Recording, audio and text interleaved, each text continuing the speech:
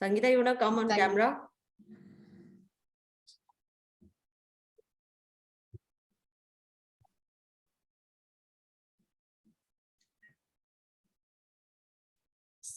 Anjana, you have to enable the chat.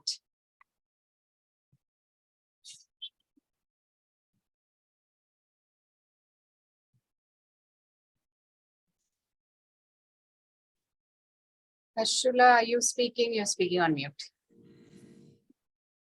Anjana, you'll have to give me share rights, right? As I said, I just have two slides for my sense.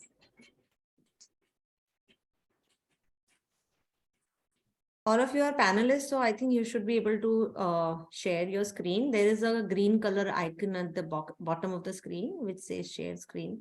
So we'll just wait for everyone. Good morning, everyone. I think you're already listening to our chat. We'll wait for some more, another 2 or 3 minutes to start, and I'll pass it over to Smita to introduce our speaker today, Dr. Rima, and the other speakers, Priyanka and Harshula, in the later part, which is a role model session. So I hope you all listen in very carefully to this session.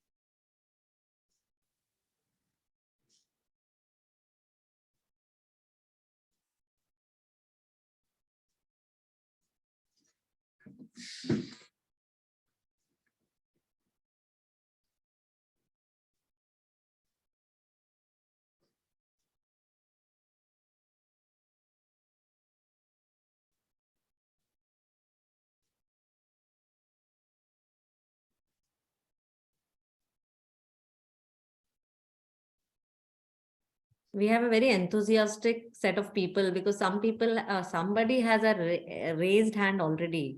So I'm just, waiting for Rima to speak something, and then maybe we will take Q&A.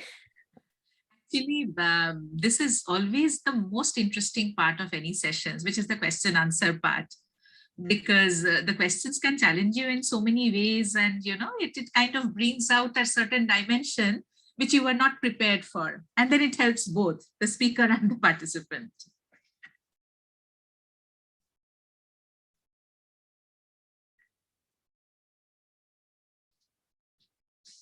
I think we'll get started, Anjana. Right? Yes, Smita, so it's over to you to introduce Dr. Rima, and then you can go ahead with the question answers.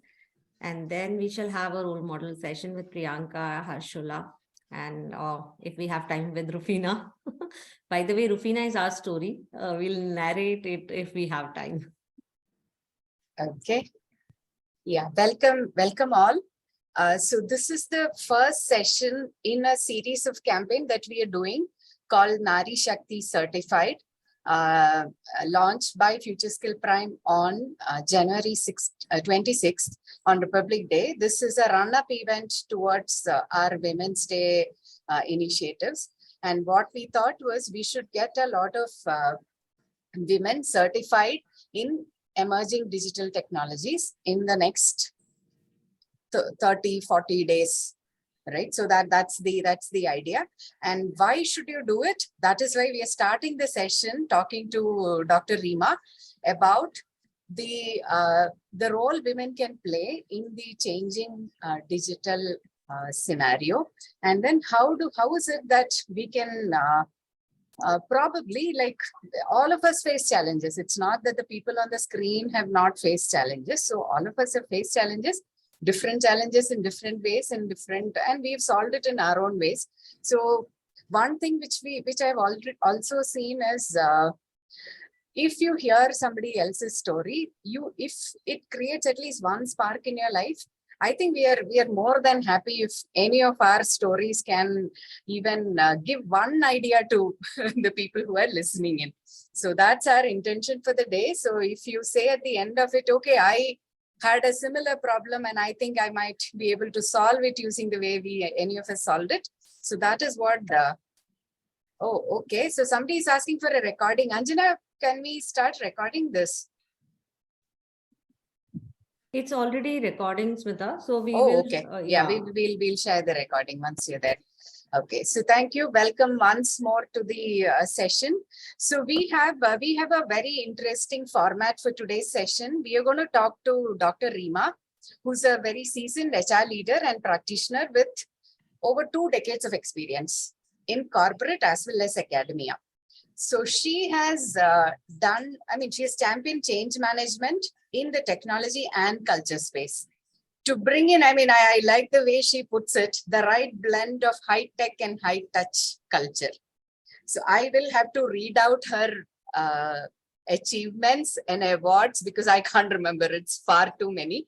She has received multiple HR Excellence Awards, including 50 Most Influential HR Tech Leaders 2015.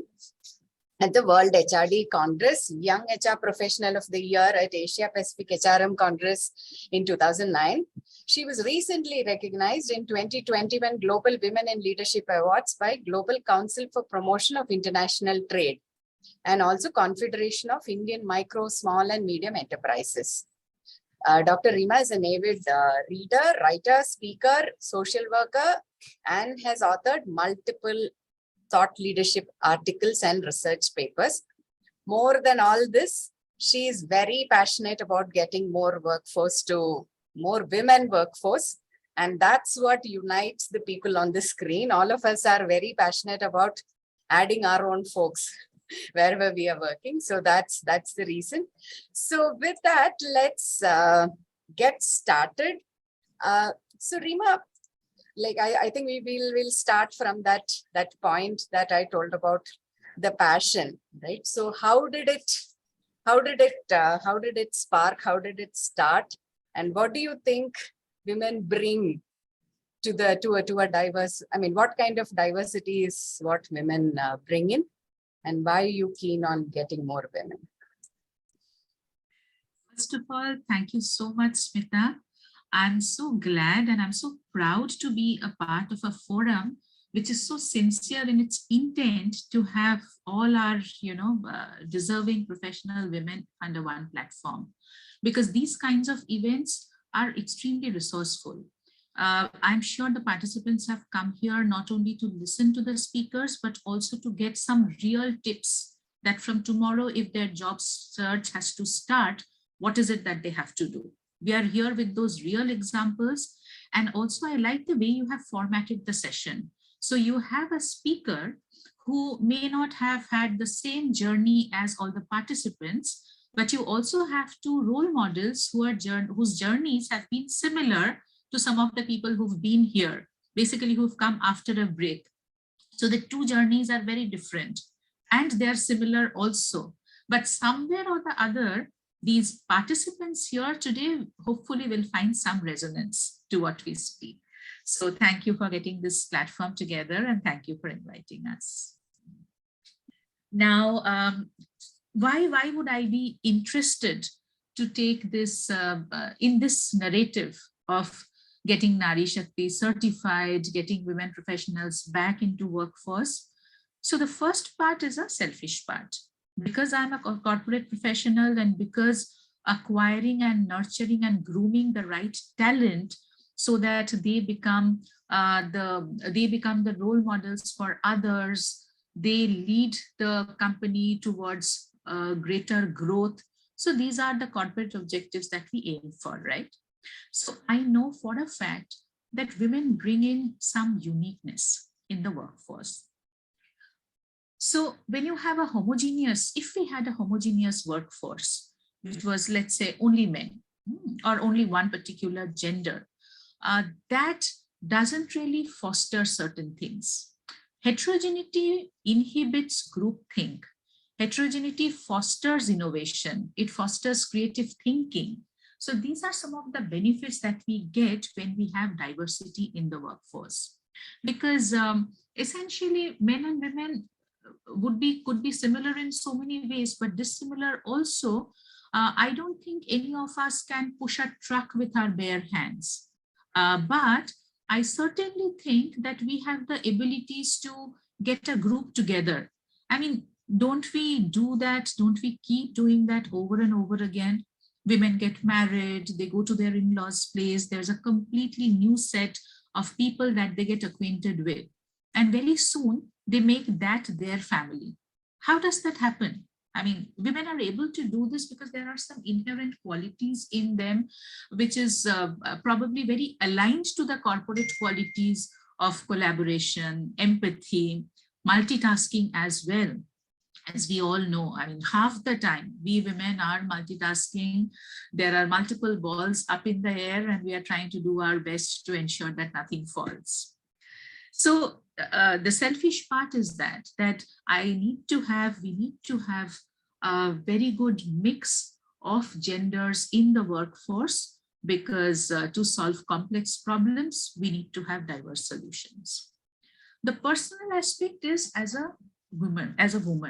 So there are things that have pained me over a period of time. So if I remember our childhood classrooms, the girls always seem to be ahead, always getting maximum marks in most of the subjects. The number of girls would be more, and kind of we see the trend till probably 10th. So many girls all doing so well. But something happens after that. Yesterday, I was going through some of the brochures of integrated courses for my daughter, and I was seeing that people who crack joint entrance, engineering entrance tests, and IITs and all of that, the number seems to be declining. And even if we have more women in, or not more, maybe 40 to 45% women in the research and academic world, when it comes to corporate world, the number is extremely less. And the number keeps reducing when we go higher up. The number keeps reducing when we go higher up in the technology field. Harshula might be able to talk about it. How many women like her, she would know, who are at a senior level in the intelligent automation space? Hardly, very few women. So what happens, is it something that there are some invisible barriers, or is it something inherent in women? So that's something which kind of baffles me. And in my own way, I want to ensure that we have the right opportunities for everybody. So that's the passion that drives me to be a part of it. Thank you. Yeah, thank you, Reema. And I'm sure a lot of people can relate to what you said. Somewhere, I think we get more opportunities to rally around people for a cause, right? So, and that's a skill which we develop because of the situations that we get introduced to. And it's like growing, it's like building a muscle. You get more opportunities, you become better at it. So maybe there is something innate about women that you're able to do that, but more often than that, I feel, because we get a lot of opportunities like that. We're put in a spot and then to come out with things. So the way the session is going to be is that we're going to talk to Reema for probably half an hour or so. Then you get to ask questions, the participants who are here. And then we hear Priyanka and Harshula on their stories of returning to work. So I'm sure anybody who's there, who is in a break now and trying to return, you are going to get a lot of things out of this conversation. So stay with us till the end of it. And we also have Rufina, who has also done a similar turnaround very recently. So we will hear her as well. And so Reema, probably I think we should start with your story. What is it that some challenges, probably one or two challenges that you faced where you thought, okay, no, I'm calling it quits, but you actually made it back. So probably one or two instances if you could share. Sure. And I completely agree when you mentioned in the beginning that what do stories do for us? The stories just let us know that I am not alone, but this situation is not only happening to me, it has happened to others also. So a little bit about my background. So I'm basically a pharmaceutical engineer, and I started my career manufacturing Dettol and Lysol in the Reckitt Benckiser. That time it was Reckitt Coleman in the plant. So possibly the only woman out of about 200 men on the shop floor, and every day, I had those tasks that I have to perform, and then there would be so many glances and prying eyes on me to say that what is this girl doing here, and then comments like शादी करके किसी के घर पे राज कर सकती हो, so what are you doing here? So basically the thought process was that these engineering, technical, plant, manufacturing setups, these are not really for people like you. Now I realized that where are they coming from? I realized that there isn't necessarily any malice in what they say. It's just that these are workers, probably middle class backgrounds and different kinds of social and cultural backgrounds of Calcutta at that point in time, which was almost 25 years back. So they are coming from a point where they feel they're giving me good advice. It's not in a negative way, that they're kind of, they feel that I've made a wrong turn and I need to get to the right path. But not having a supporter who would kind of make you feel that, yes, you did the right thing. So what if you're alone? That's a brilliant place for you to shine. So there was no one around to show me that path, except for the fact that once in a while when the L&D leader or HR head would come from global corporate, and I see them and I feel that, yes, I do want to be like them, because at some point in time, they could also have been like me. So when you don't really have too many allies around you, how do you sustain your interest and intent to make a mark? So there I put a lot of emphasis on our inner willpower. I think women are immensely powerful because they can have very steely determination. That's been my experience, that if they decide to do something, they will go ahead and do that, come what may, even if there have been no supporters. So this was one situation. So there were multiple, and then later I made a from manufacturing to corporate world, but not because there was any kind of resistance, but it was just because that I realized where my interest lies, and my interest lies more in the side of management than in the manufacturing side, which would have led me to a research and development and scientist role. So later corporate happened, motherhood and all of that. And I have been blessed to be a part of organizations where I haven't faced any discrimination regarding any policy. For example, if you have been a returning mother and if there has been a part of maternity leave in that 1 year of your appraisal period, then automatically you go to the bottom. No, I have not been a part of such organizations. And I have always got the credit for what I have done, including promotion. But when I say this, I also know that there are organizations which do discriminate. Right? So somehow for me, that's how it has been. But then where did the challenge happen?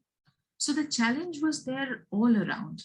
How you make yourself, how you settle yourself in a new environment when you come back from motherhood.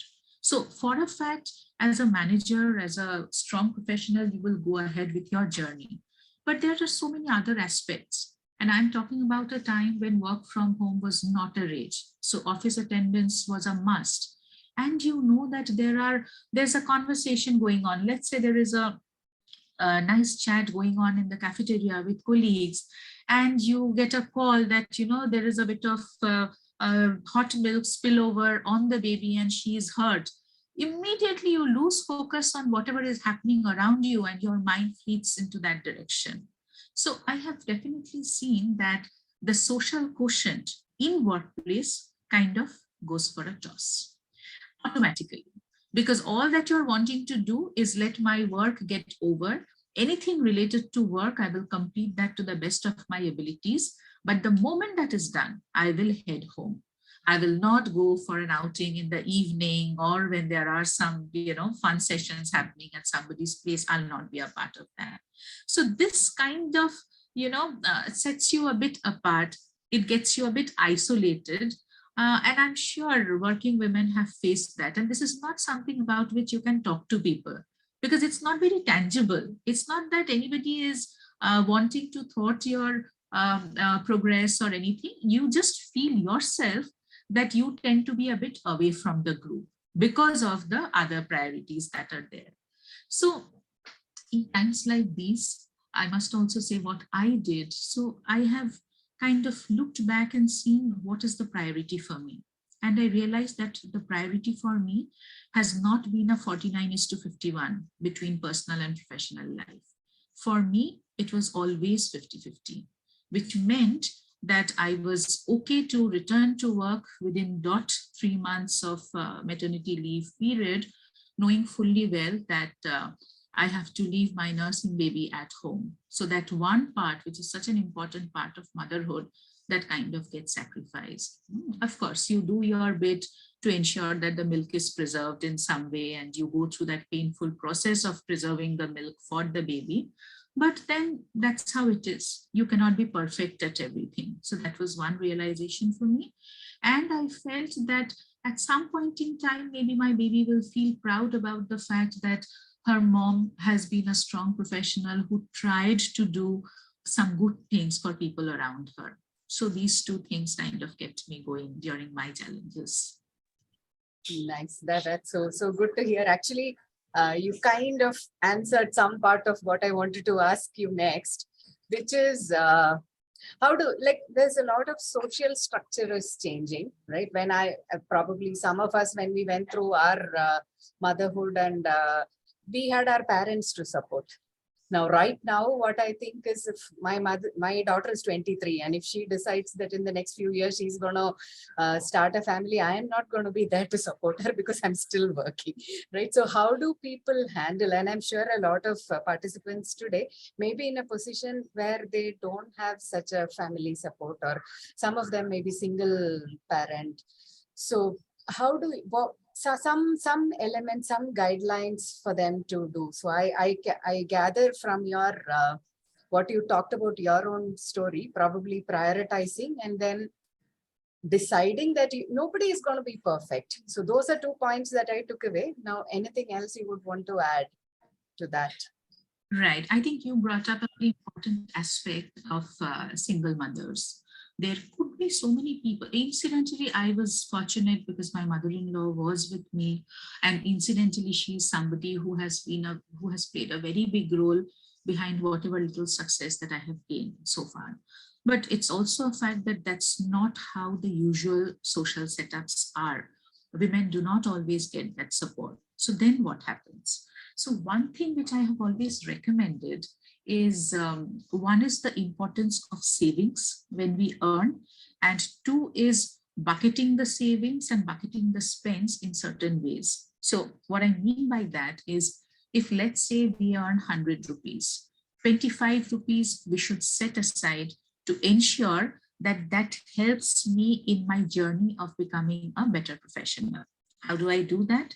So that part of my income has to go towards creating the support system, which is either finding a good creche. I also know that we as mothers sometimes do not feel very comfortable about putting our babies in creche. We are always worrying about that. So the other option in that case is, there are lots of women who I know in similar situations who have kind of trusted their babies with some of the women in the society, in the complex, in the neighborhood, people who they are very comfortable with. And for those women also, there are lots of women, and I didn't know much about this before, but there are lots of women who are earning a living out of keeping these kids at their homes, where they take care of the kids. The food is provided by the mother. When the mother is leaving for work, she puts the dabba in that flat. And then the lady in the house, she ensures that the child has had the meal and all of that, keeps the child engaged with some, educational materials, maybe a little bit of TV once in a while. So the child is engaged, the child has had his or her meal. So I know of a lot of working women who have got into those kinds of arrangements instead of putting their kids in creches. In my case, while I had my mother-in-law around, but I also had a special help coming in from an agency. And by the way, there are loads of these agencies available.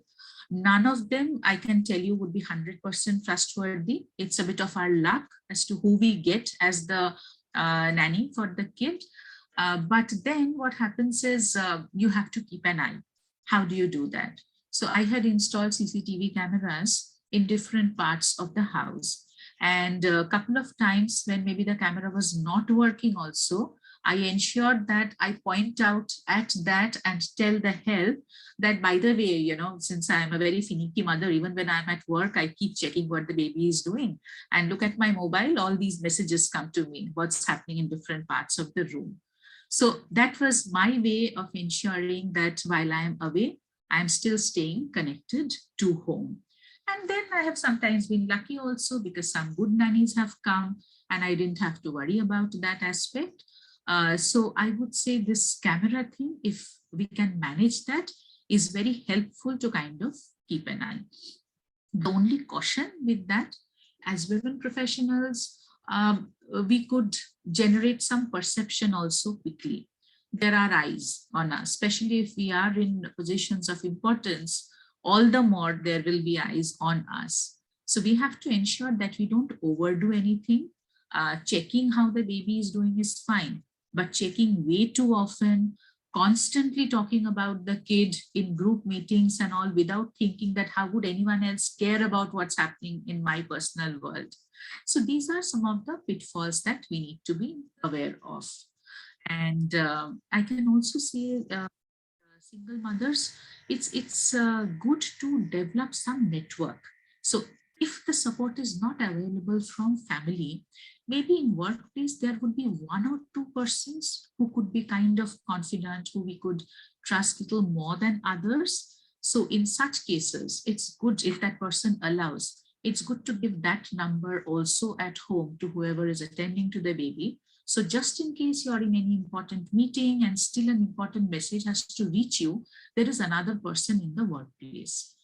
Because we may or may not have family support, but I'm sure all of us will have some friends, you know, not the Facebook friends, but actual friend who we can reach out to in times of need. So I would say nurture those kinds of personal networks.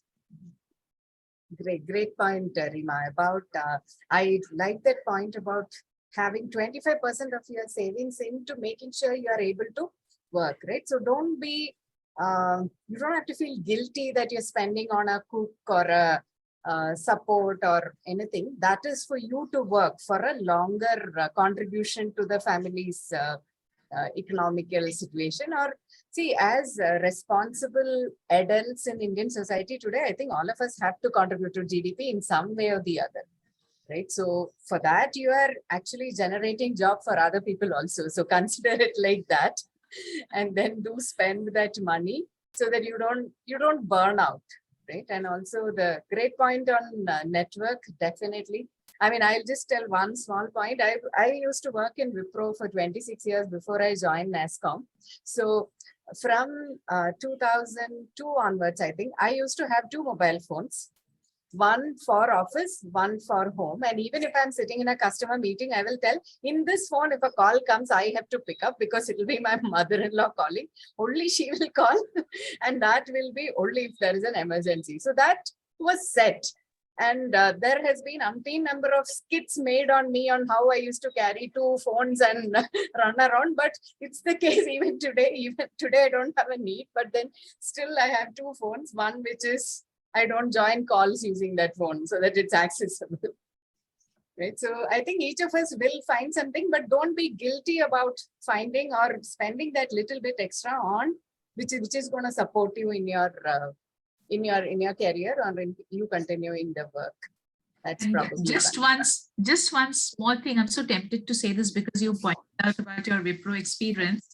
So Ms. Romiti of IBM, everybody knew that between 8:30 to 9 morning, no meeting could be scheduled because she had made it very clear that's her time to drop the kid to school.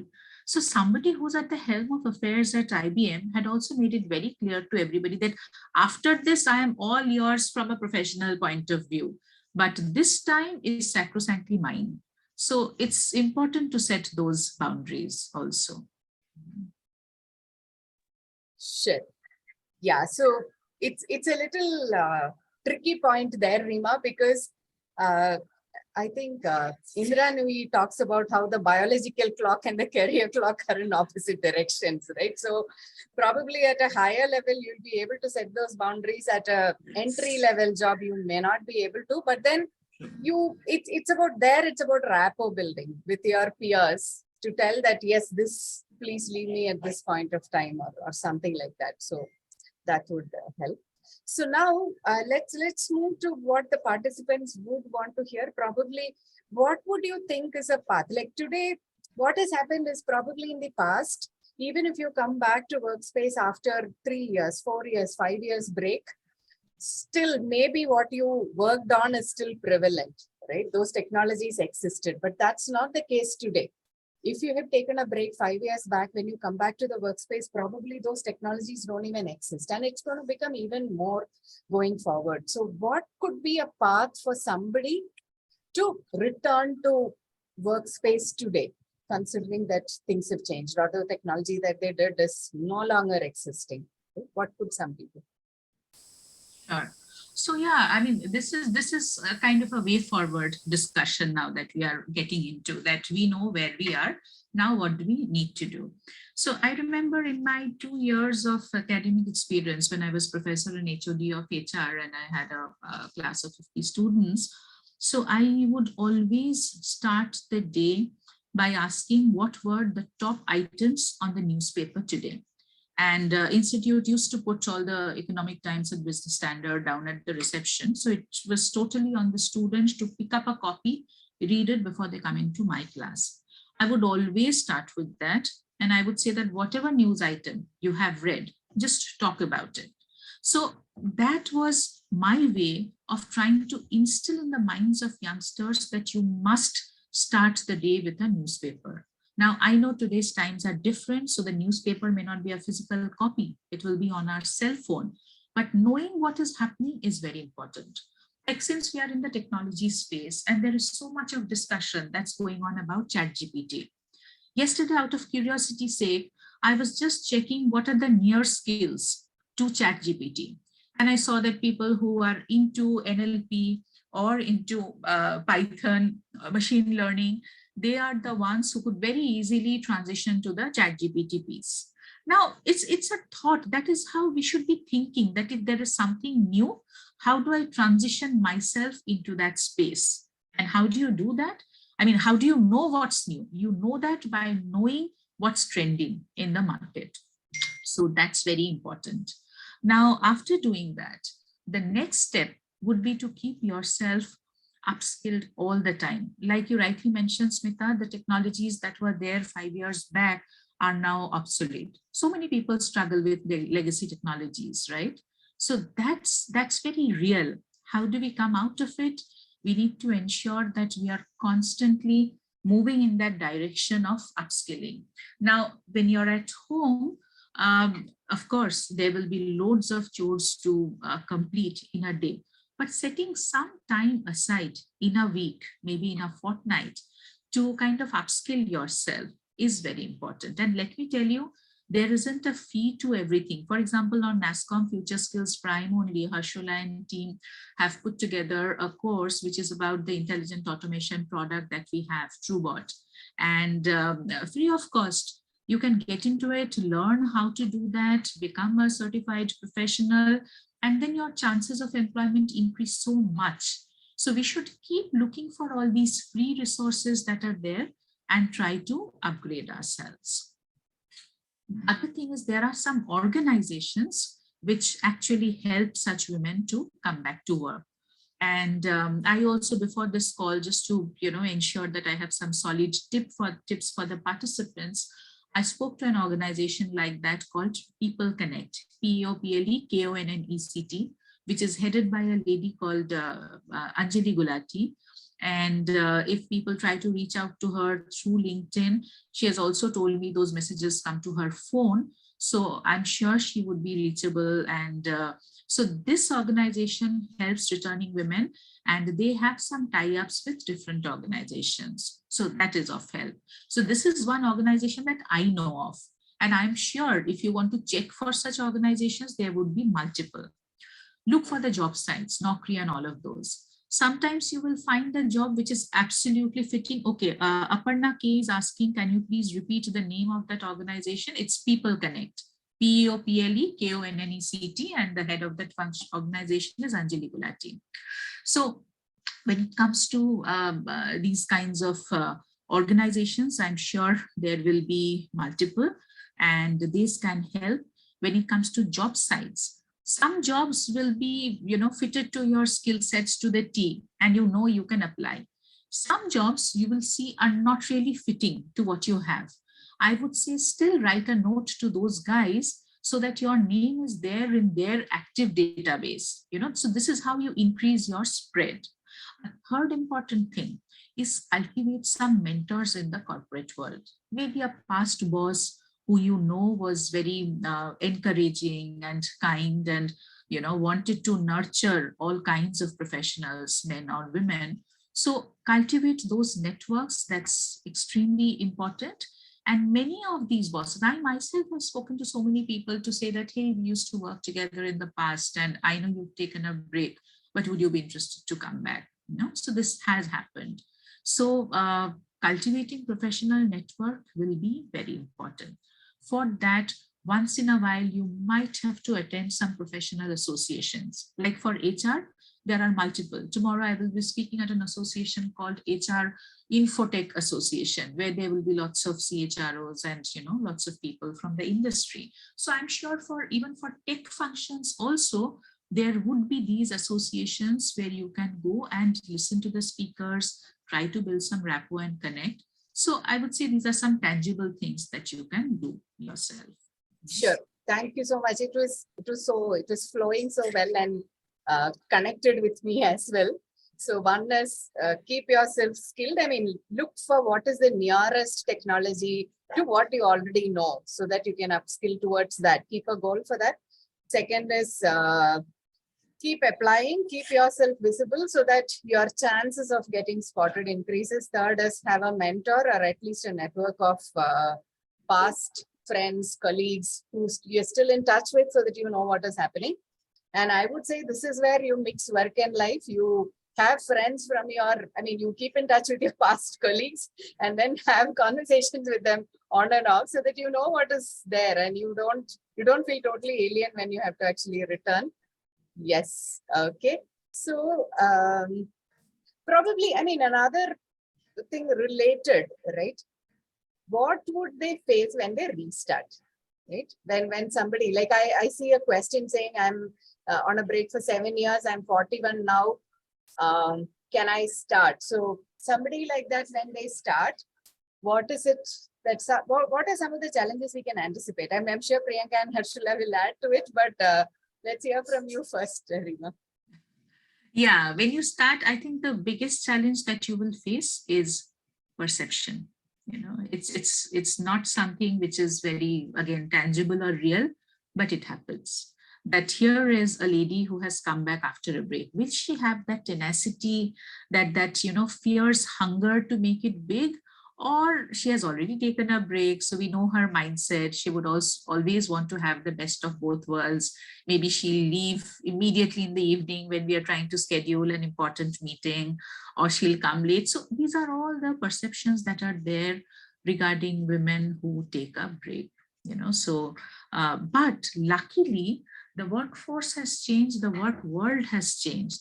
So there used to be a time when people would look at CVs and think that, oh, there is a break, this is not the right person for me, and keep the CV aside. But times have changed, because end of the day, it's all about demand supply situation, right? So people are looking for competent and capable professionals to join the workforce, and hence any good talent for us, anybody for that matter, is key. And we would not like to let go of anyone. So is there an appetite in corporates to absorb such people? Definitely. Finding the right link is important, which is why look for organizations which help in that journey. So the challenge is perception. And how do you deal with that? You have to deal with that by ensuring that when it comes to work, there is no question, no finger that can ever be pointed at you. And if I may say this, a notch better than others, you know. So there is one saying that is there, that a woman has to work twice as hard to be proven half as good as a man. So again, this is an age-old thing, no longer that applicable, but while coming from brick, that extra effort has to be visible. It's a bit unfortunate, but it's true. You know? Yeah, thanks, Rima, for that. And probably another thing that they have to accept is that they may not get back to the same level when they restart. There is a chance that they have That's to take another. something. Yeah, they have to take something which is a level lower to get started, because you are moving. If you're moving horizontally, Harshila is saying no. So let's see what she No, but can tell. it's a very practical aspect. And if I put myself in the shoes of the candidate and the company, both places, then I'll share the perspective. As a candidate, I would feel that no, why should I come in at a lower position? Because my skill sets are all same. And the company would think that in your case, we do not have concrete evidence that you have kind of been able to sustain your effectiveness with pressure, because there's a lot of pressure, right, in this world. So company doesn't have any evidence about you. So company would want to have that evidence about you before taking a call on you, that is this someone who's, you know, made for a bigger course. So that's how both perspectives will prevail. Okay. So do we take some few questions now? Of I course, of see course. one on the Q&A. Q&A. Yeah, Yeah. saying, Anjana, you will take it. You'll read it. out. Yeah, I'll just read it out for Dr. Rima to answer. So I'm a 2017 pass out, worked for 2 years, but took a break for 3 years due to health issues. Now I want to go back to work, but I'm clueless and confused where to start and what skill to learn. And current layoff scenario is also something to deal with. So please advise me where to start again. Sure. So first of all, you must know that you are a capable individual. It's just a matter of time. Sometimes things click and sometimes it takes a bit of time to click, but it will click for sure. And when it comes to how to start, so the best way is to go to job sites and look for the skills that are advertised there, and where do you have some kind of a similarity with those skills. What is it that they are asking for? Are you from that skill? And if you're not from that skill, then try to do a bit of analysis on that. So job search can be hard work, because sometimes we are lucky. The day we start a search, we get a call. Sometimes we are not. It takes time.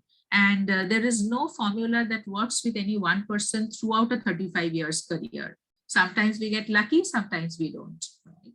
So a bit of analysis is required, that in terms of the jobs that are advertised, where do I see maximum advertisements? Like if you have seen something, some of the positions advertised today did not exist 7-8 years back. So where was data science, such a hot department 10 years back? It wasn't. So many companies didn't have this function. Today, suddenly it has become the talk of the town. Artificial intelligence related jobs, where was this 10 years back? There wasn't anything, and suddenly it has become hot. So it's important to analyze where majority of jobs are lying, and to quickly do some certification course, something which you can proudly put on your CV and highlight that, yes, I have done this.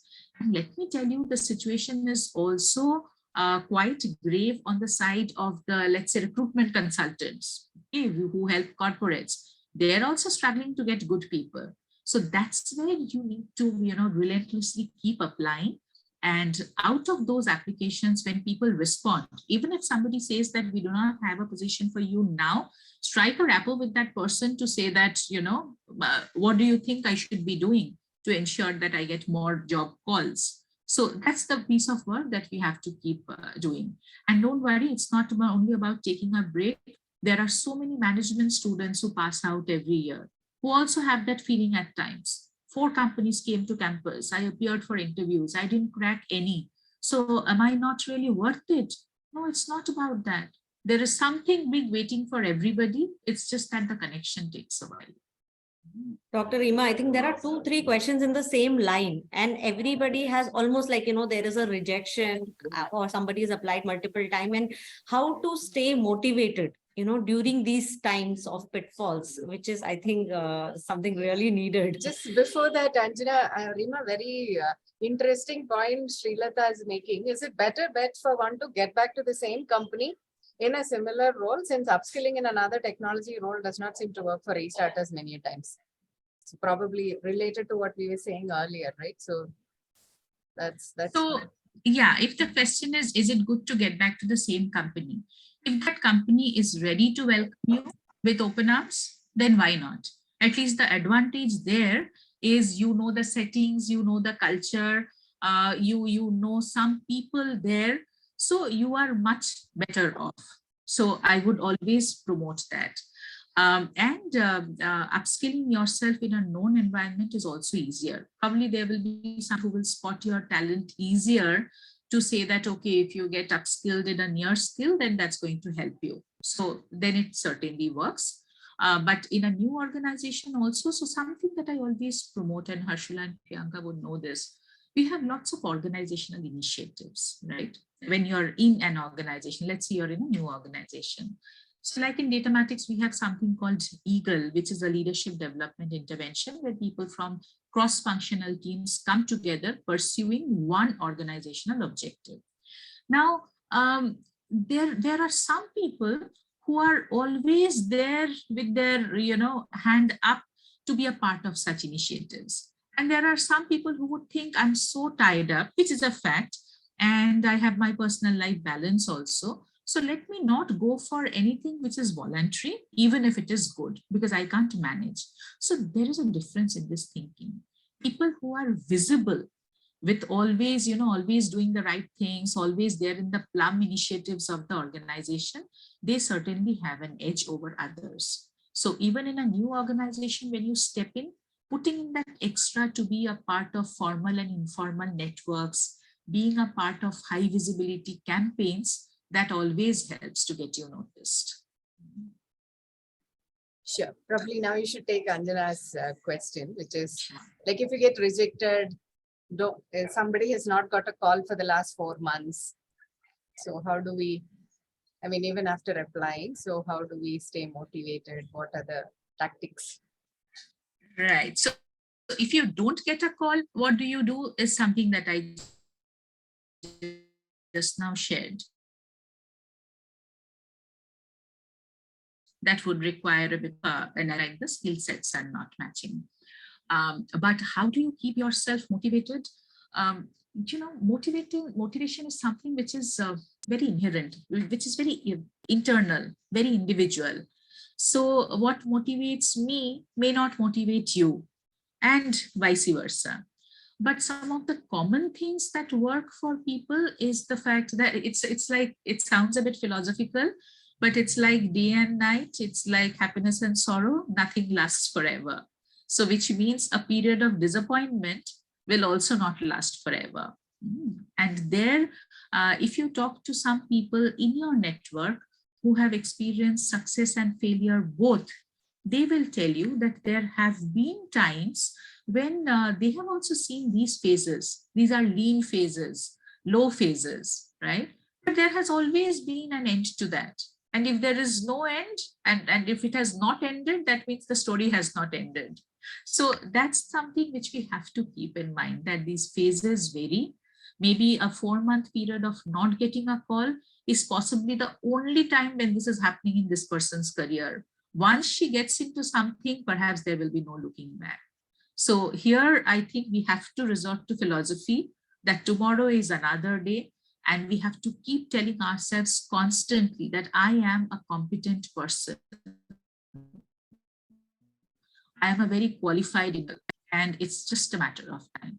One more thing, I think I saw the question popping up somewhere, that how do we bridge the gap between upskilling and practical corporate experience? Here also, I would refer to your known networks. If there are people who would be willing to give you some kind of a side internship, something like that, which could be unpaid also, but it helps you stay connected. I would say grab those. Don't think about the money at that point in time. Just ask for the work and do that work to stay updated, to ensure that our brain cells are stimulated all the time. So look for those kinds of opportunities. They exist in various organizations, but look for those. That's true. And there is a lot of gig work opportunities also, Doctor, right now, right? So we will be, in fact, we'll be doing another session with a tech gig work company in the coming days. So look out for that. So there are opportunities. So it's good that you have that thought of, oh, I want to get hands-on, I want to do things. That's the first step. Now, just from Dr. Reema's whatever answer, so it is available there. It's about you landing on it. So as for unpaid internship or just get some work done, lot of startups today will be looking for, okay, can I get somebody with this knowledge, right? So getting into those startup ecosystem will also help you to just get some experience. Don't expect any returns on that. The return is that it's like what Bhagavad Gita says, right? So the result is that you get to do the work. But yeah, that is what you're expecting. Very, very nice. Nicely said. Okay, so any other question? There's another question. I think it's in the same line as in not getting a call for a very long time, but like you summarized by Bhagavad Gita, I think all questions answered there itself. So yeah, for I think motivation. there we might, like I have mentioned, a perspective that in my phases of down, what did I do? So that time I always felt that, okay, today is a bad day, extremely bad day, or this period is a bad period, but there would be light at the end of the tunnel. Why? Because there always is. So that was my way of motivating myself. But probably when we hear the role models who have actually come back after a break, and in case there was a situation where they applied for something and the answer was a no, so how did they deal with that, and how did they still get back into corporate? That journey could be very interesting for some of the people here. And Dr. Reema, just adding to what you said, to build a network of support, people who support you.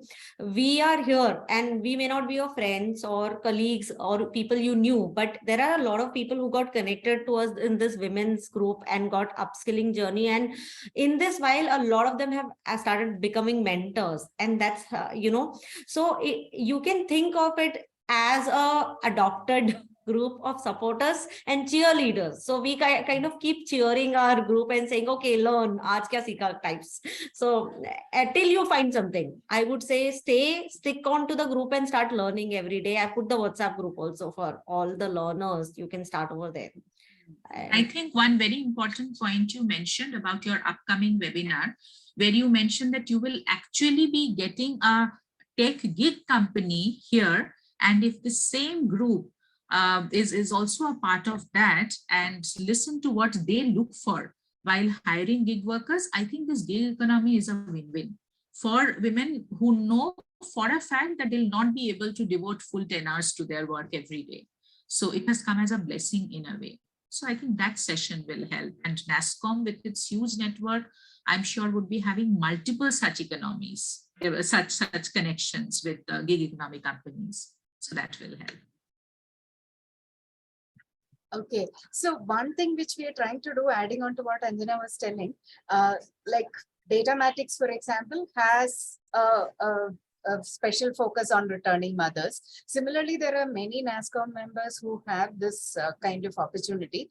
What we are trying to do through this WhatsApp group is to get a set of certified women so that we can go back to those companies and say that, yes, we have a pipeline for you. If you have any opportunities, you tell us. So to start with, it is a chicken and egg story. So the organizations, a lot of them tell us any skill is fine. One programming skill is fine to get started. So get started. That's the first step. You get certified in one technology, one skill, one course that is there in Future Skill Prime. Because this is a Future Skill Prime, I'm talking about Future Skill Prime certification. You get started and from there the journey starts. So we'll be able to connect you with opportunities that our member organizations have for women especially. So that's the plan, and we are starting this afresh this year. We did try something last year, but we didn't know how to guide people into and keeping them motivated on learning, etc. Now we have a lot of people from our community who have taken certification, and we're trying to get them jobs. But that I think is it's a good start that we have made now. Any other questions? Okay, Rima, you have a special request. If you could, somebody is asking if you can address their students, Rashmi. So Rashmi, I will put Rima's LinkedIn profile here. So probably you should just put a request to her there and she will get back to you. Okay. Any other questions? How to work at this? Any freelance opportunities? So that's what we are coming up with one session with an organization called P-Gig. So they are looking at only tech gig work. So That should be open to opportunities, but they will also look for some credentials. So then there, what is important is you skill yourself to that level. Absolutely. And just because something popped up that which is better, work from home or work from office, I would say it's absolutely as per our convenience. You know, flexibility is extremely important. So when we are coming back after a gap, perhaps work from home jobs will help better, because at least that is a middle path. That is some testing ground, that how am I able to cope up? And if I'm able to cope up managing home and managing a work from home job, then probably that will give us more confidence to go for a work from office one. You know, at least the good thing is the market has opened up. We are talking about work from home today so freely. Honestly, 5 years back, it was a kind of stigma. You know, while there would be so many IT companies who had that policy, but then there would be so many who did not have that policy, and a work from home request could have been looked upon as a request when you're not really doing anything much. So now the scenario has changed totally. So, I mean, we want to take a photograph. Sure. I wanted everybody to have, because the last one I took, some people were missing, and also we, you know, nobody's attention was there. So I thought I'll just take a photo again. Okay, so everybody say cheese. Thank you. Good that it's a photo like this, so we don't have to shout tummy in.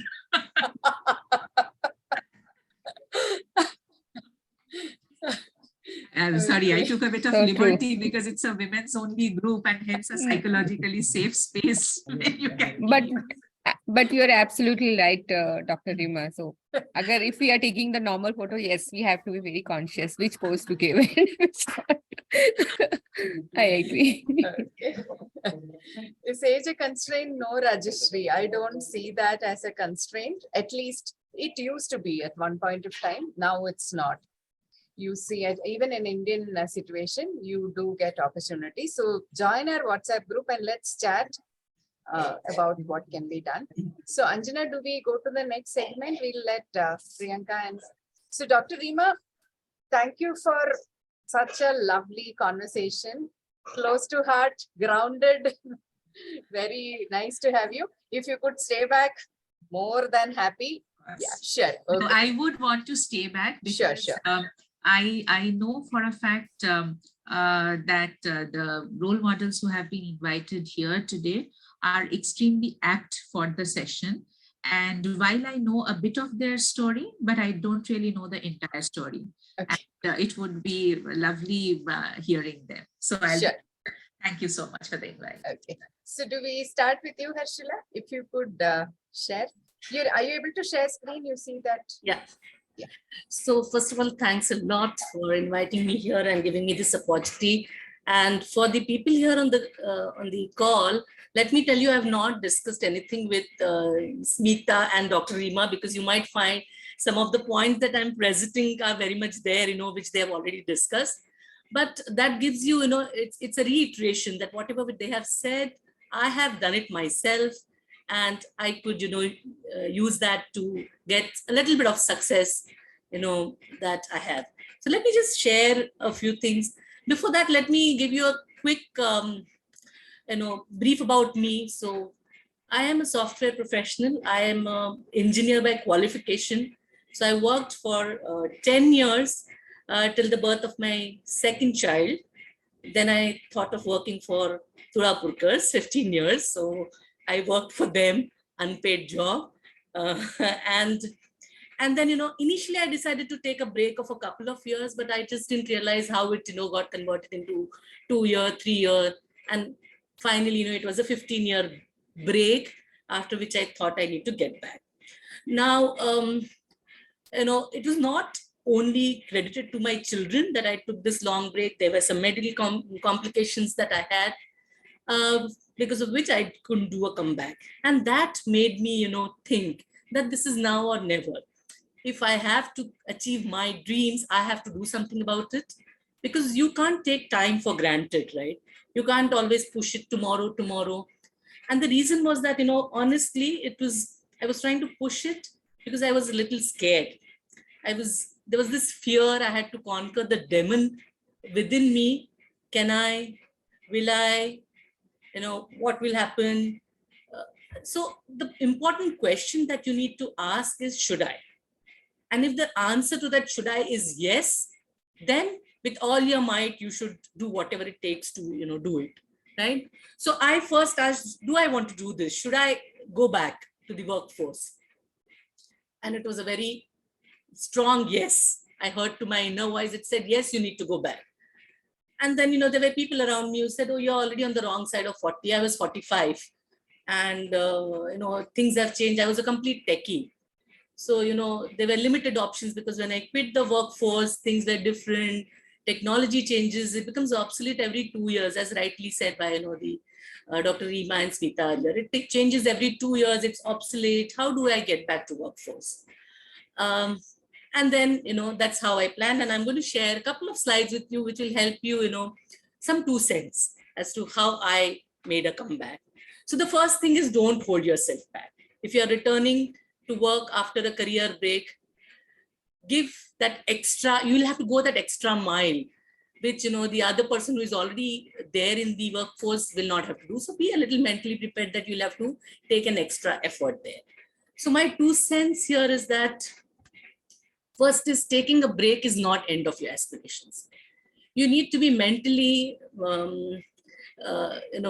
be there saying, oh, abhi to kuch nahi hoga mera. I won't get it. Because I know a couple of my friends who have been with me, they took a break and somehow they just couldn't gather themselves together. So it's a struggle with you, yourself struggle before you, venture out and look out for options. So make a mental note that it's not an end of aspiration. There's definitely something for you. You just have to go and find it out as to what is it that I can do. The second is, keep a window open for a careerist in mind. Don't come back for a job as a vacuum filler. I didn't want to come back because I didn't want an empty nest syndrome. My children were already grown up. She had started her professional course. And I didn't want to come back because my husband is busy or my kids are no longer at home. What will I do at home? No, I came back because I wanted to fulfill my dreams, right? So keep that, come back only if you are really, really, so don't take it as a vacuum filler is what I will, summarize here.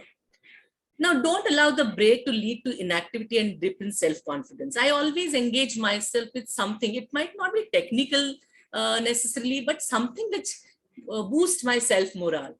Anything, I learned new thing. It could be anything as non-relevant, like I learned Sanskrit for 2 years. Because that, if you do well there, staying back at home, doing the daily course, parents meeting, kids' hobbies, being a good host, that was all I did. Taking care of my ailing in-laws, that's what I did. So the morale is a little down there. You engage yourself into some activities which will help a feel-good factor about yourself. Because end of the day, it has to be self-motivation. Somebody can take you till the water hole. You have to drink it yourself, right? So don't let that inactivity, dip in your self-confidence. And as I said, you Come back only if you're truly passionate about yourself, passionate about coming here. I will try it. If it works, I already have a fallback. I will go back. No, come here if you really want to do it. Because if you know you have a fallback, you will never give you 100%, right? कुछ नहीं, वापस घर जाएंगे, वापस घर पे बैठेंगे. Don't do that. And I think, there's nothing like a perfect break. 1 year break, 2 year break, 3 year break. There's really nothing like a perfect break. But I think longer the break, harder is the comeback, and harder is the effort that you need to do. As I said, it was a 15-year break for me. Now, a couple of things that what I did and what helped me is you don't rush. Today, I think I want to get back, and tomorrow I start randomly applying. Don't do that. Just plan your comeback. What I did is I came up with the things I enjoyed doing, and it was all random. It was nothing related to technology. Yeah. So I actually differentiated between a hobby and a career. There are so many things you think I like doing it. Let me try it out. Is it something that you would want to do day in, day out? Every day morning, I need to get up and say, let's say I choose a hobby as a career. Sometimes it's good that your hobby is your career, but you need to know whether this is what I would love to do for the rest of my, second innings. I'll call it a second innings for me, because now the second innings is going to be a little shorter for me, right? It's going to be not more than 10, 15 years. So will I want to do the same thing again and again for the next 15 years? So I made a list of things I love doing. I said, this is my hobby, whether I want to take it as a career or not. I didn't restrict myself in the roles that I did earlier. So I was a complete techie person. I started thinking differently. I liked teaching. So I worked in an NGO for 2 years, but again, it was more of, giving back to the society. I got a lot from it. I want to do, again, that was a stopgap arrangement because I didn't want to 100% go back to work. I then decided to go into academics because I thought that is what I like. I love talking. I love, Dr. Reema, sorry, it's not preaching, but, giving a little bit of gyan to somebody. As a faculty, you get that liberty, right? So I thought of doing that. And with that intent, I then registered for a master's. Now, I had a very filmy experience there when I went for my master's. You might see it in some movies. Somebody is walking in. So I registered for my master's in electronics. And I walked into the classroom. All the students stood up and wished me good morning. And I walked down the aisle, went back into the back seat and took my seat. And it was like, I was interacting with children who were half my age. Probably they were not even born when I graduated as an engineer. Now you have to make, again, those arrangements. You're competing with children who are half your age or maybe your children's age. And you are competing. End of the day, you have to do well. But again, don't go with the intention of, I want to score better than the other person, right? My whole objective was acquiring knowledge and using that to get a break into the industry. And that's why I said I planned my comeback. I did my master's because I wanted to get back abreast of the technology. I did a SWOT analysis, as Dr. Reema said, right? You need to analyze what are your strengths, what are your weaknesses. Is there an opportunity for whatever your strengths are there in the market? If something is changing, is that a threat to what you are? What is it that you need to do? So I did some sort of SWOT analysis for myself. I said, what is my strength? What can I capitalize on? And if my weakness is there and there's an opportunity for that, let me convert it into my strength. And as I said, I kept abreast of the technology by enrolling myself into a master's. And in my master's, I thought, honestly, when children do their master's project, they just do it for the sake of getting some grades. Now, for me, I wanted to have an impact, right? So I did my master's in IIT Bombay. There I met with a professor and I put in all my might there. And I did one small project there, which was for ISRO, very small part of that. And it was very good. Obviously, it made an impression. See, this is how you start building credibility for yourself. People do have apprehensions. When he said yes to take me as a student, he had his apprehensions, whether she'll do it, she'll not do it. I did it. He offered me to do a PhD there. He said, do you want to do your PhD? So then I enrolled myself under him for PhD. Obviously, it is a very grueling thing. I was mentally prepared for that.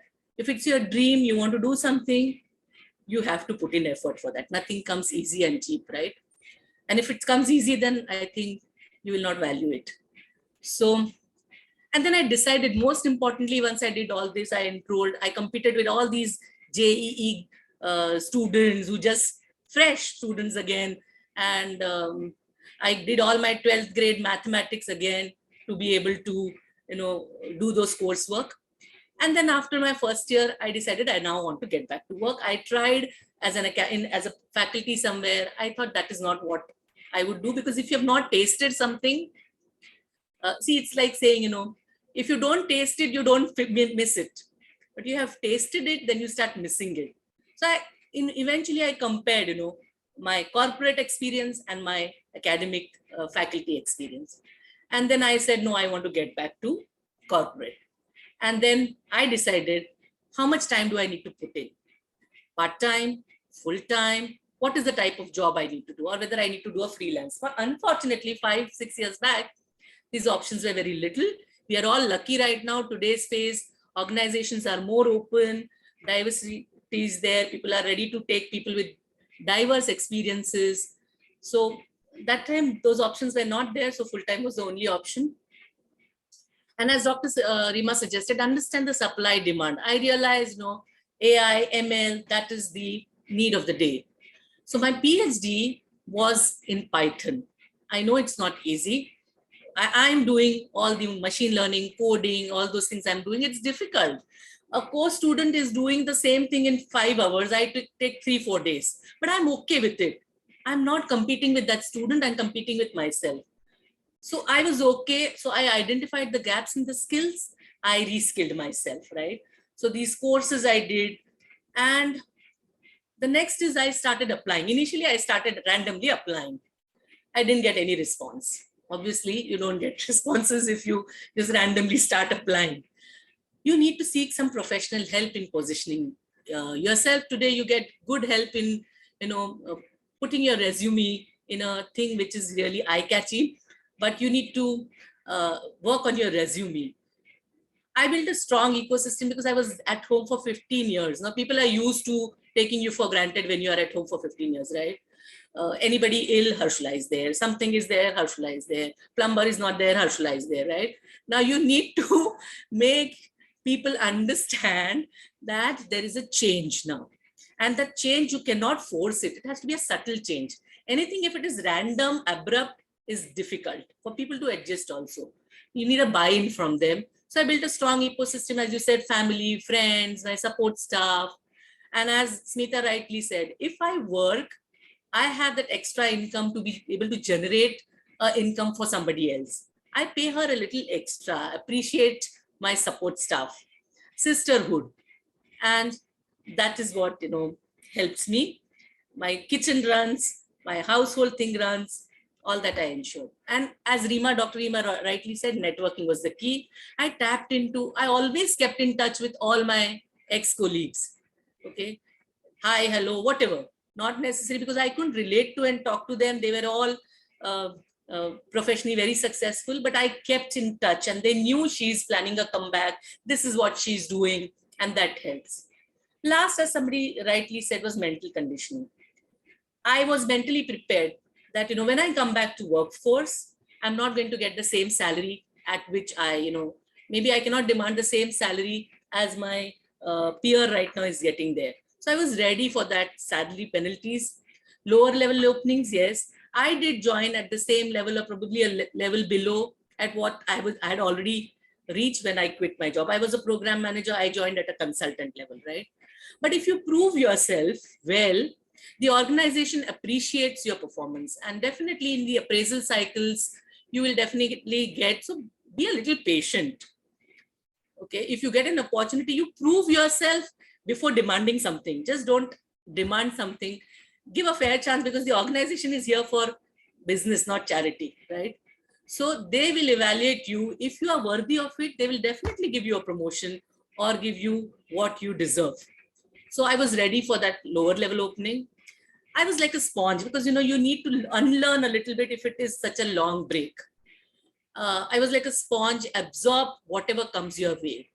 It's okay because, you know, some of my seniors were already VP. People who are reporting to me when I quit are VPs, SVPs, EVPs, and I'm going to join at a consultant level, not even a manager, right? So be a sponge, be ready to accept, learn from your juniors probably, because they have been there doing things day in, day out. And last thing, don't give up. Hang in a little bit there. I tried for 2 weeks, didn't happen. I tried for 2 months. I tried for 4 months. Yes, but that 4 months of effort is not worth it because you've taken a long break. You need to catch up and be at the same level and perform at the level that you're expected in the organization, right? And things will get sorted out. Be a little patient, be a little fair to yourself. Rather than being expecting others to be fair to you, you have to be fair to yourself as well, because we try to expect too much from us day one. Day one, I want to perform at optimum level, right? Or a peak level. I will take some time. Honestly, let me tell you, I don't know if you will believe it or not. When I left, we used to take all the requirements on telephone. Now, when I joined back, I was little flabbergasted because I saw this Teams and then people are putting on something, then speaker is on, you have to do, I was worried whether I'll be able to start a call. You know, that stress was there. You know, forget what I will talk about the slide. The stress was there whether I will be able to start the session, I will be able to do all this. So you be a little fair to yourself, you know, give yourself some time and trust. And obviously don't feel ashamed of asking for help. I mean, it's not you know all, right? It's okay if you don't know it, and people might get a little impression and maybe not laugh in front of you. Behind your back, they might say, "Itna bhi nahi pata." It's okay. Doesn't matter. I will learn it. Next time I will know it, right? If I ask it first time, next time I will know it. So be ready for all these things. And I'm sure there's nothing stopping you. Yeah. So I think that's what, all the best. And if end of this session, if even one person feels, if she can, I can. If I am able to do that to at least one person, I'll be happy.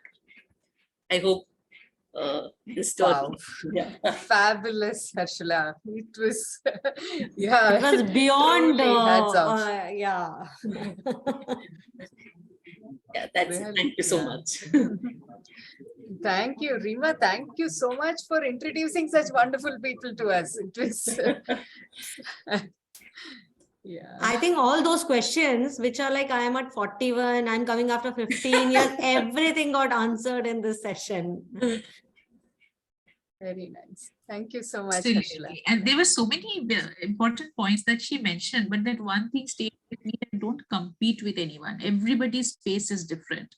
Somebody has become a CEO in a startup at 40 and probably lost the job in 5 years' time. And somebody has maintained a steady pace and at 60 has become the head of a function. Both are fine. We are all different people. Yeah. So, okay. See, Priyanka, no tension, no pressure. I know. All right. So first of all, thank you so much, NASSCOM team, and the wonderful engaging. Harshila, you have to stop sharing the screen probably. I right? stopped sharing. Okay. Yeah. I'll share my screen. One second. Sure. Okay. Let me know if it's visible.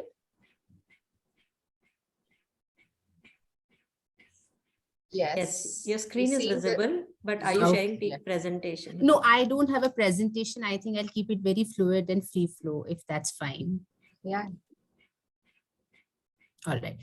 So first of all, good afternoon, everyone. And thanks, NASSCOM team, for giving me the opportunity to share my side of the story. And I was just thinking to myself how the morning transformed to afternoon. It was so engaging. And I was just traveling back in time that these are the experiences, even as an individual, as a woman, I have undergone as well. So some of these points might be repetitive, and I would be reiterating those. But what I'll try to do is I'll try to share my story in 3 phases. How I was as a woman, how motherhood came in and my journey after that. So a quick background about myself. I belong to a town called Jabalpur in Madhya Pradesh, and it's essentially a town where working in itself by itself means a big deal. You know, you would mostly have people or ladies stay back at home and expected to do household work. But thanks to my upbringing and my family, the family focus was always to give the best education to me, and that's how my journey began. So one thing which I was very clear right from a childhood is that you know, when I grew up, and pardon me for this, but one of the things which always kept me motivated was to go to work, dress up nicely, and have the tension, and you know, perform and have that kind of visibility. So that was my focus always as a child. And I graduated, I came to Mumbai, I started my professional journey. Things were good. I had 16 years of work experience. 2010 was a turning point for my life. Now, why do I say that? Because here I was embracing motherhood with some, you know, with some complications medically as well. And ours was a nuclear family, which meant it was just my husband and me. 29th of September. So why I'm saying that is so that, you know, a lot of us can relate to on how things happen for all of us. 29th September 2010, I walk into the office, you know, as an employee, I do my daily activity, I leave for the day. And 30th September is when I come to know that I've become a mother. You know, so there was no preparation for me to think that, okay, you know, what is that I'm going to do next? How is that I'm going to look at my professional journey? How I'm going to manage my household work? Everything was just suddenly which came to my, you know, which just came to my, came to me as a challenge. 3 months of maternity break, as you know, back those days, I'm talking about when we didn't have the opportunity to have 6 months of maternity or work from home, nuclear family. And that's when I consciously decided, my husband and I, that probably I would now need to focus on family for a while, and probably get back to work once I'm more confident about my child, once I'm more confident about my capability to go back to the professional journey. Now, but what do I do then? You know, 3 months of maternity gone by, and I started thinking to myself, what is that I want to do next in my life? How is that I'm going to go back to work? Because this is not what I am. I've always been a very independent person, financially, mentally, emotionally. And one important thing which I want to give to the audience as a very important message is, and I'm sure a lot of us undergo this experience as an emotion, the guilt mode. You know, the guilt mode where people around you would realize and make you realize that, oh, so you're going back to work. Is that what is in your mind? Are you sure about it? Your child is too small. Or are you thinking to put the child in the creche? Do you think the child will get the same kind of attention, love, and warmth which you as a mother would be given? And you're in that constant emotion, in that constant guilt feed, that am I really doing the right thing, or is it something which is amiss? And then you sit back and you think to yourself, and that's exactly what I did to myself. I sat back, I thought to myself, no, this is not something which I'm doing wrong. I've always been a professional. I've always been very focused. I've always been very independent. Today, what I'm doing, what I'm investing on myself is for my family, for my child. And that gave me a very strong internal motivation. I think a lot of us were asking about this question on how do you motivate yourself. I think your environment motivates you a lot. You know, your desire to be successful, your desire to reach to that level always motivates you. Now, what important thing I did, I listed down certain things which I wanted to do in the next 2 years of my break. First thing is seek help. Please do not hesitate. There's nothing wrong in asking for help. Help from your partner, help from your family, help from your neighborhood. I think Rima mentioned, Harshla mentioned, you know, it's very important. There is nothing wrong in that. Seeking help is the first step which helps you look at things in a brighter picture. So that's what I did. I took help from my husband. I started looking for someone who could, you know, be at home. And because, as I said, it's a nuclear family, I didn't have, probably I didn't have the fortunate you know, opportunity to have somebody help me at home. My mother-in-law, I lost my mother at a very young age. So I was fortunate enough to find somebody who could stay with us for 9 hours of the day. And that's how I started, seeking help. The second important thing is invest in yourself. I think again, Rima mentioned about upskilling your talent. I also engaged myself. I would go to these workshops, I would go to these seminars where there'll be opportunities for people to do some project works. I would listen to those seminars and I would feel motivated that it's just not me. The moment you start thinking there are other people around you like you feel very motivated, you feel very charged up. So I would go to these seminars, I would keep myself abreast on what is happening in the industry, where is HR going, what is happening in digital world, and that kind of kept me pushing. The third important thing, again, that's very, very important, which we all should definitely keep in mind, to keep yourself mentally healthy. It's very important. Focus on your physical and mental health. I think that's the key, because as a woman, you are biologically also undergoing a lot of changes, right? As a human being, you are undergoing that transition where you're taking care of your child, you're taking care of your family. Where is the time for yourself? So invest in yourself. This is the best time of your life where you're actually getting time on yourself. Invest on it, think about it, exercise, do whatever gives you happiness. This is a time which is not going to come back again, right? So keep that thing in mind. I did all of this. Now I'll come back to the last phase of my, my coming back to work. So once I got the opportunity, like, many of us, even I tried to apply to so many jobs. I would get a rejection call. I wasn't sure, what am I doing? Am I not worth it? Is my resume not good? I would get it validated I would get it validated for everyone around me. Is it something amiss? Am I not highlighting something? Should I mention this? Should I not mention that? And these are the kind of emotions that all of us go through. Finally, I got an interview call. I was selected. I joined that. A major turning point again in my life was I decided to put my child in creche. Again, the guilt mode, the motherhood guilt mode, which told me that, are you sure you want to put your child in the creche? Is it the right thing? Will they give the same amount of, running around the child with that morsel and ensuring that he eats more than what he can actually eat? And ensuring that, he always feel that anxiety that, oh, my mama is not there. Who will give him the bath? Who will scrub him the way I scrub him? No, it won't happen. I keep my child the best. So that was again a feeling which even I had. But then I decided, no, this is something which is important for my child and I need to do it. So I put him in creche. My office would end at around 5:30 in the evening.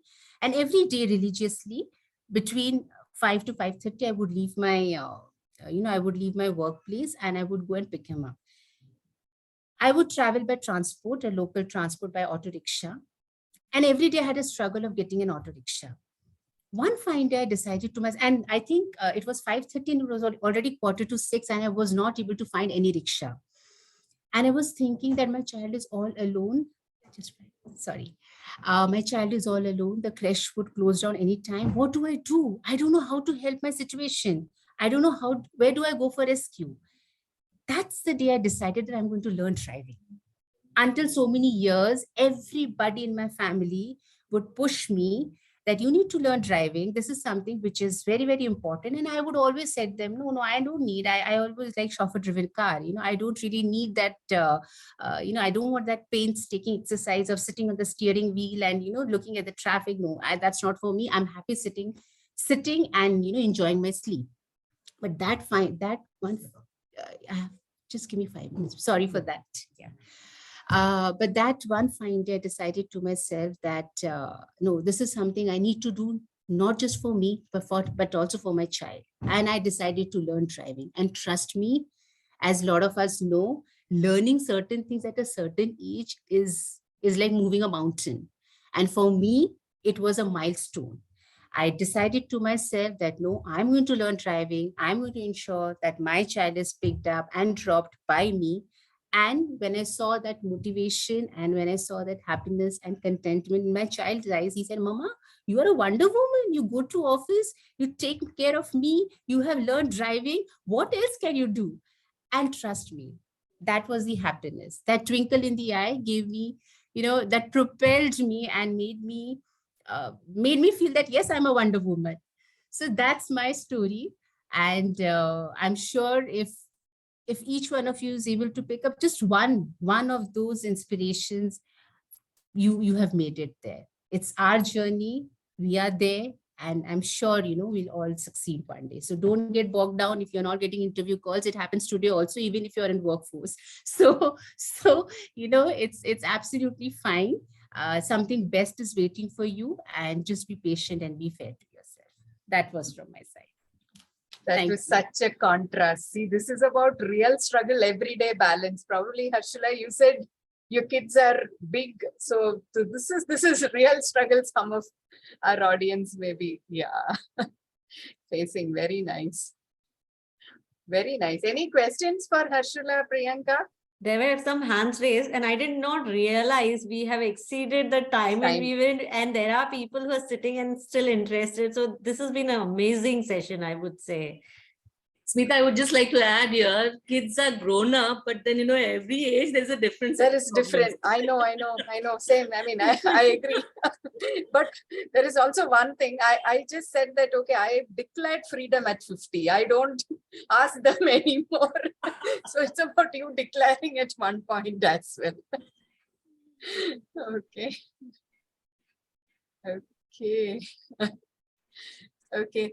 Rufina, why don't you share a little bit about yourself? Yes, I was just waiting for that. Yeah. I mean, I have a bad throat. Is that okay? Fine. That's okay. Okay. That is very often, because I think you shout at your children very often. Yeah, that's true. Okay. A little backdrop about myself. Okay. I had 10 years work experience in IT. And then again, a gap of 10 years. Okay. It's similar to Harshila's story. Okay. After my second kid, I thought it'll be a small break, but then it like extended for around 10 years. Okay. And like Dr. Reema said, for me, one lucky thing was I had a mentor. Okay. I had Smita. She was my ex-boss in Wipro. And she's not only my professional mentor, but also personally also I look up to her. Okay. And she was the one who introduced me like a year back. Like she, when she joined NASSCOM, she was talking about this Future Skills Prime. And she told me, why don't you try, like, are you interested in coming back? I was like, immediately, I told yes. That time I had my third kid and he was just 1 year old. Okay. So I didn't even think, I just told yes, because I've always had in mind that I want to come back to work. But then like I was also feeling like, will it work? Like, is it okay? Like, can I do it? Because, the housework, it used to drag on for hours and hours, and I never had any free time. Okay. But then I just, okay, I will try, because I always wanted to come back to work. And then my journey started a year back. Like I started doing courses, and then like, my mind had like type of rusted. Like I was not at all like, I mean, you tell anything about technology, I was not aware of it. Okay. And so when I started learning, I started regaining my confidence. And then like, I also did my certification. So that's when like Smita told, okay, like, why don't you join us? So, I mean, so I had some hand holding, and hand holding. So because of that, I was able to come back to work. But then now, like, I'm able to manage. See, I was very, very hesitant. Like, will I be able to manage? But then one thing which I got to understand is, once you start like working, okay, you can definitely do it. Okay, people around you, they will start helping. You will feel, one thing which we always feel is, no, people can't do it without me. Okay, I have aged in-laws also with me. So it's like, no, if I start working, like, will they be able to take care of the other things? No, like, will my kids be able to take care? But that is not the case. Once you start doing work, people around you start adjusting and like accommodating to your schedule. And even my eldest one, like he's 15-year-old, he used to tell, he was one inspiration. He used to tell, why mommy you stopped work? Why can't you work? Like, you have to go back to work. See, there are so many people who work, and then you can put a baby in creche. But then that didn't happen, like, because my in-laws, like, they have an eye on him, and he's 2-year-old now. So that is one good thing. So we should, once we do, we should not hold back ourselves. Like, we have to think that we can do it. So I think anybody can come back to work, even if it is like a 10-year break or a 15-year break, like Harshila had. done it. Anybody can do it. Okay, that's And all. you also did your PG, right, Rufina? Yeah, your in break? between, I did Yeah. my master's in electronics. Yes, I did that. Just one thing to add here. I'm sorry, I'm just surpassing the time, but let's remind ourselves about the power of networking. Trust me, back then, this I'm talking 15 years back, we didn't have the luxury of WhatsApp or LinkedIn or any other means to stay connected. But believe me, if you have that network and that network of goodwill, it makes a huge difference. You know, people are more than willing and more than happy to welcome you back to workforce. So keep that network strong. It makes a huge difference. Thank you so much. Thank you, Rufina. Just to put a perspective for everybody who is asking, can we come back? The next session we are going to be talking to BGig, and it is about gig work, and they are giving an opportunity to people who get certified by NASSCOM. They will consider those people, but obviously, you know, you need to get there. Like Harshula said, she got into the Python and learned, and it may be she may be doing the same project in little later time, but important is you start doing it. So that's where I would put the focus. We put the chat group also, and we'll bring the next session, which should bring jobs. And by the way, Smita, we are talking about internship. Sorry, forgot. Yeah. So the Nari Shakti certified campaign is about, if you get certified during this period, we will be getting you internships either within NASSCOM or like in Datamatics also, we are looking for some internships and our other member companies. So we're working actively to get you some experience. So that question around, oh, I have the, I know I have learned, but I don't have practical, will be solved. Yeah. Okay. So Rufina started with our last Women's Day campaign. Okay, so now it's And she year has a and job before the next Women's Day. So, Yeah. so this is our story. So all of you get started, and then definitely we are in this together. Right? That's Yeah. what it is. Before we conclude, I think we need to thank Dr. Rima, and she's the one who also gave Harshula's and Priyanka's contact, and it has been wonderful, Dr. Rima. I didn't know you have people coming back at 45. And when I hear Harshula's story, it's actually the story I would like to narrate to a lot of people who come and, you know, are apprehensive. So thank you so much for taking out time and doing this session. And I think this is going to be a wonderful session for at least these people who have heard it firsthand. I think it's going to be life-changing. Thank you so much. Thank you all of you who joined, and do stay, keep in touch with us through the WhatsApp group or in LinkedIn. Definitely. Thank you so much. Thank you you. all. Thank you, Bye. everyone. Bye-bye.